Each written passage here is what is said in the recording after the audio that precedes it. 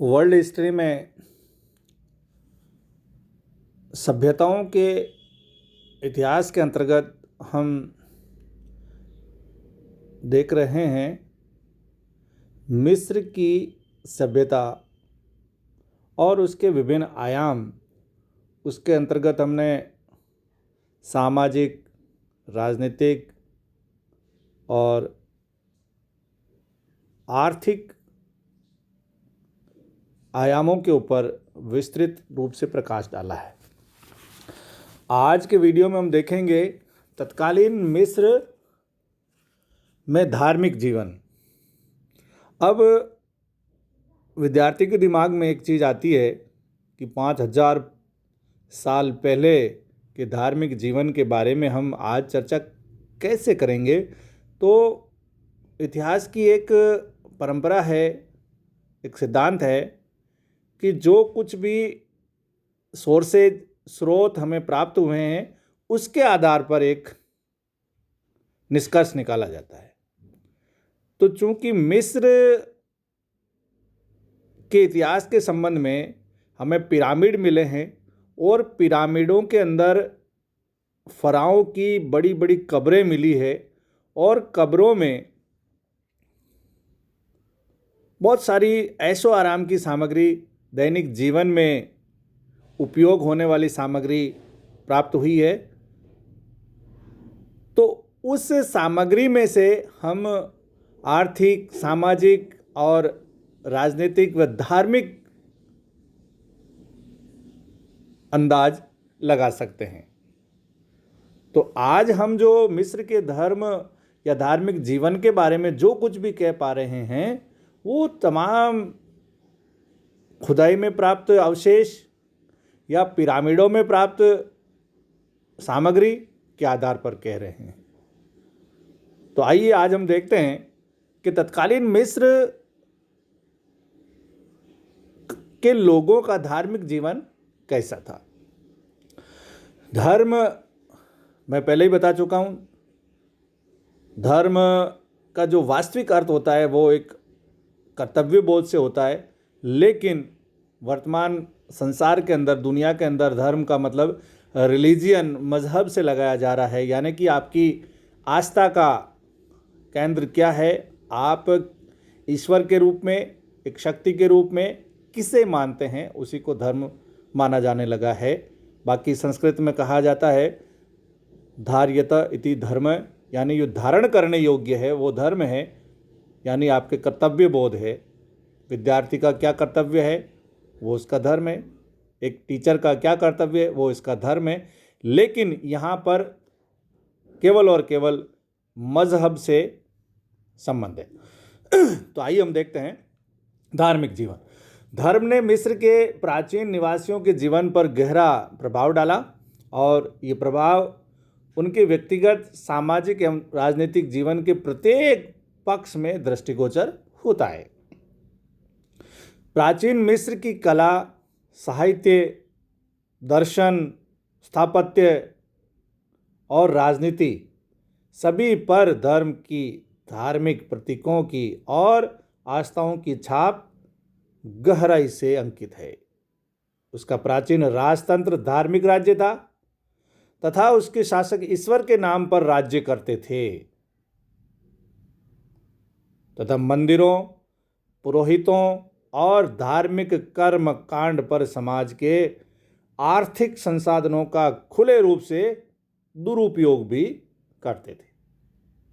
प्रारंभ में मिस्र में बहुदेववाद प्रचलित था। लोग अनेक देवी देवताओं की पूजा और उपासना करते थे। इनमें दो प्रमुख थे, ओसाइरिस और रॉ। ओसाइरिस और रॉ। ओसाइरिस नील नदी का देवता था और रॉ सूर्य देवता था। ये एक प्रकार से प्राकृतिक शक्तियों की उपासना थी। रा को जीवन का देवता माना गया था तथा फराओ को उसका प्रतिनिधि और प्रतीक, यानी कि इस धरती के ऊपर ईश्वर के प्रतिनिधि के रूप में राजा शासन करेगा। रा की कल्पना विश्व में सत्य, न्याय और नैतिक सर्वोच्चता के प्रतीक के रूप में भी की गई। वह अपनी उपासना से प्रसन्न होकर किसी को वरदान नहीं देता था, वरन एक प्रकाश स्तंभ की भांति नैतिकता, श्रेष्ठता का संदेश प्रसारित करता था।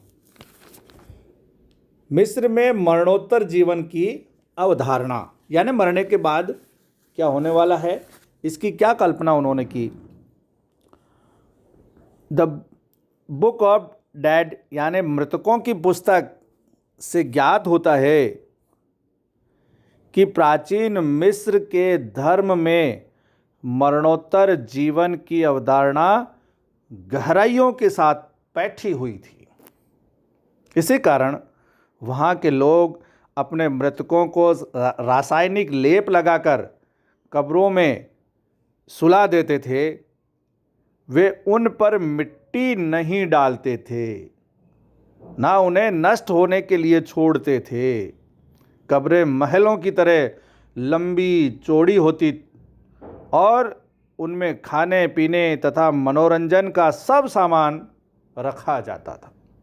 ये कब्रें क्या बड़े पूरे संग्रहालय हैं, पुस्तकालय हैं।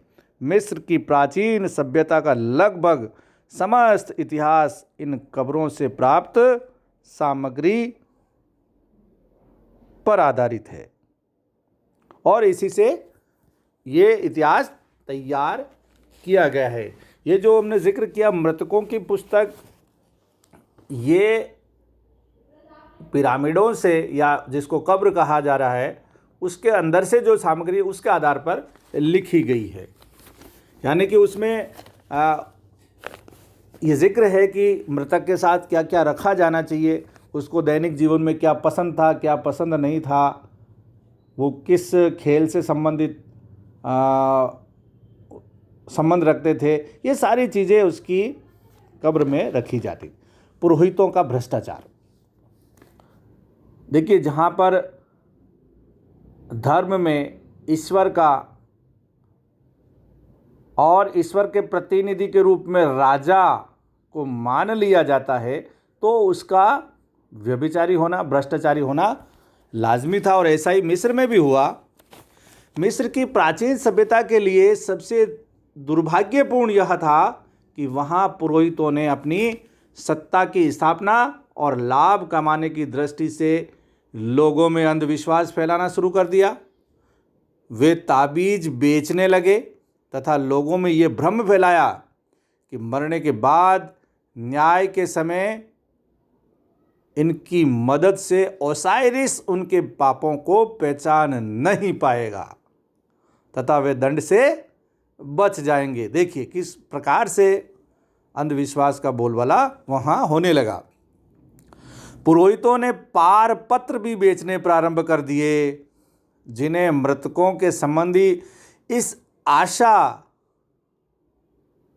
से उनके शवों के साथ कब्रों में रखने लगे कि इनकी मदद से उन्हें स्वर्ग में प्रवेश मिल जाएगा। यानी पार पत्र यानी लाइसेंस, आपको स्वर्ग में जाने का लाइसेंस दिया जा रहा है। आपका जो रिश्तेदार है वो मर गया है, उसने बहुत पाप किए हैं, वो नरक में जाएगा। यदि आप ये पार पत्र लेकर के उसकी कब्र में उसके साथ रख लेंगे तो जो ओसाइरिस है, जो नील नदी का देवता, वो उसके पापों को देख नहीं पाएगा और उसको स्वर्ग मिल जाएगा। तो ये भ्रष्टाचार का एक चरम बिंदु हम मिस्र के प्राचीन इतिहास में देखते हैं। फिर अगला बिंदु है मंदिरों का निर्माण। मिस्र के प्राचीन कालीन धर्म के साथ मंदिरों का निर्माण भी जुड़ा हुआ था। मिस्रियों में ये विश्वास प्रचलित था कि उनका देवता रा यानी सूर्य आकाश की गौ-देवी हैथोर का पुत्र है, जिसे वे प्रतिदिन जन्म देती है। 18वें राजवंश के शासनकाल में हैथोर देवी की उपासना बहुत व्यापक रूप से की जाती थी। इस वंश के प्रतापी राजा आमेनहोटेप की स्मृति में जो मूर्तियां बनवाई गई उसमें उसे हैथोर देवी यानी गाय की मूर्ति के नीचे उसके संरक्षण में दिखाया गया था। हेलियोपोलिस में सूर्य की उपासना रा के नाम से, और थेबेस में, हेलियोपोलिस राज्य था, थेबेस एक राज्य था। हेलियोपोलिस में सूर्य की उपासना रा के नाम से, और थेबेस में उसे वहाँ के स्थानीय देवता अमुन के नाम के साथ जोड़कर अमुन रे कहा जाने लगा। अमुन रे कहा जाने लगा। डॉक्टर राधाकृष्णन ने मिस्र के देवालयों के बारे में लिखा है कि मिस्र के देवालय आज भी इस बात के प्रमाण है कि नील नदी की घाटी में बसे लोग परमात्मा में विश्वास करते थे। इस युग में लक्सर के मंदिरों में सदियों तक उपासना चलती रही। उपासना की यही भावना आज भी विद्यमान है, और वह स्थान आज भी उतना ही पवित्र है जितना 500 साल पूर्व था। तो इस प्रकार से धर्म के रास्ते पर चलते चलते मूर्ति पूजा की तरफ भी मिस्रवासी आकर्षित होने लगे।